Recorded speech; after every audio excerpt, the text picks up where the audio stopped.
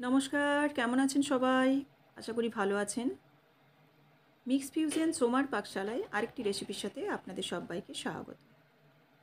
এখানে চিকেন রান্না চলছে। খুব সিম্পল এবং ইজি প্রসেসে কিভাবে এই রান্নাটি করা যায় সেটি আপনাদের সাথে আজকে শেয়ার করব। আমি প্রতিটি রান্নাই চেষ্টা করি ইজি এবং সিম্পলভাবে করার, যাতে আপনারা সবাই এই রান্নাগুলো করতে পারেন। তো চলুন রেসিপিতে যাওয়া যাক। প্রথমেই কড়াই আমি দিয়ে দিচ্ছি সাদা তেল। সাদা তেল দেওয়ার পর দিয়ে দিলাম গ্রেট করা পেঁয়াজ। এটা কিন্তু বাটা পেঁয়াজ নয়, মিক্সিতে আমি গ্রেট করে নিয়েছি, কারণ খুব ফাইন চপড করতে গেলে একটু টাইম লেগে যায়, সেই জন্য মিক্সিতে দিয়ে দিলে মোটামুটি একবার যদি ঘুরিয়ে নিই মোটামুটি এরকম চপড হয়ে যায়। পেঁয়াজটাকে হালকা আমি ভেজে নিয়েছি যাতে কাঁচা গন্ধটা চলে যায়। এরপর দিয়ে দিচ্ছি চিকেনের টুকরোগুলো। চিকেনের টুকরোগুলো দিয়ে পেঁয়াজের সাথে ভালোভাবে নেড়েচেড়ে মিশিয়ে নেব। তারপর চিকেনটাকে ঢাকা দিয়ে দেব। আমার চ্যানেলে প্রচুর চিকেনের রেসিপি আছে এবং প্রত্যেকটি রান্নায় আমি বিভিন্নভাবে করে থাকি এবং একটু সহজভাবেই করার চেষ্টা করি যাতে আপনারা সবাই রান্নাগুলো বানিয়ে নিতে পারেন। তো এই চিকেনটা দেখুন ঢাকা খুলেছি, কালারটাও চেঞ্জ হয়ে গেছে। যখন এরকম কালারটা একটু চেঞ্জ হয়ে যাবে তখন এর মধ্যে আমি বাকি মশলা অ্যাড করব।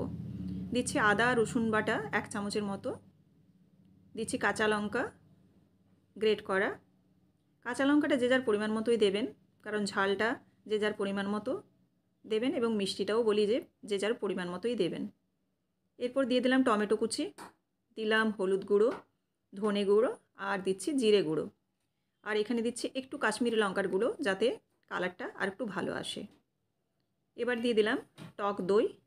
টক দই দিলাম 2 থেকে 3 চামচের মতো। দিয়ে সমস্ত মশলাগুলোকে আমি ভালোভাবে নেড়েচেড়ে চিকেনের সাথে মিশিয়ে নেব।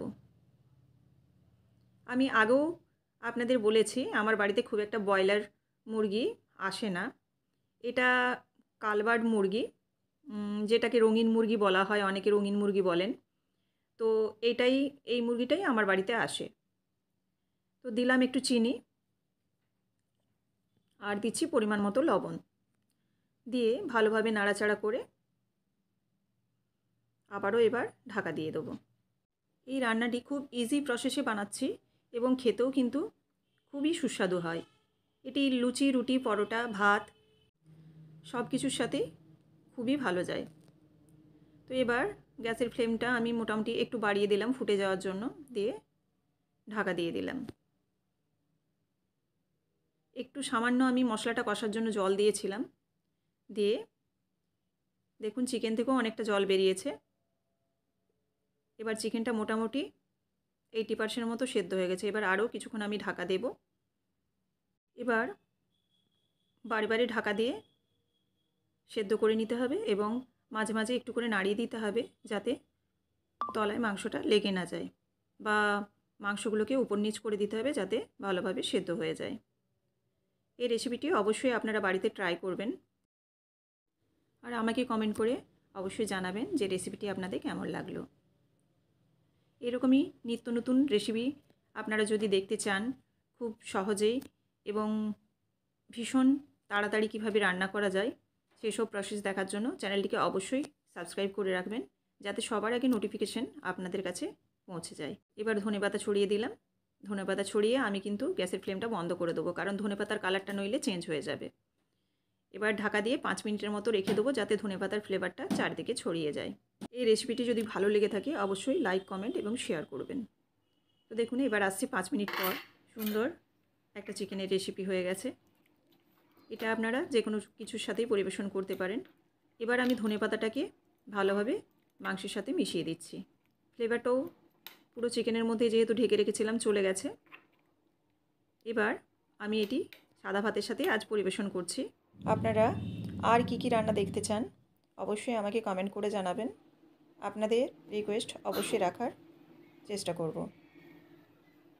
চিকেন রেসিপি রেডি হয়ে গেছে। এই রান্নাটি কেমন হলো রিভিউ দেওয়ার জন্য একজন বসে আছে। আপনারা ভিডিও শেষে তার কমেন্ট অবশ্যই শুনতে পাবেন যে কী বলল। সবাই ভালো থাকবেন। আবারও দেখা হবে আপনাদের সাথে নেক্সট একটি রান্না রেসিপিতে।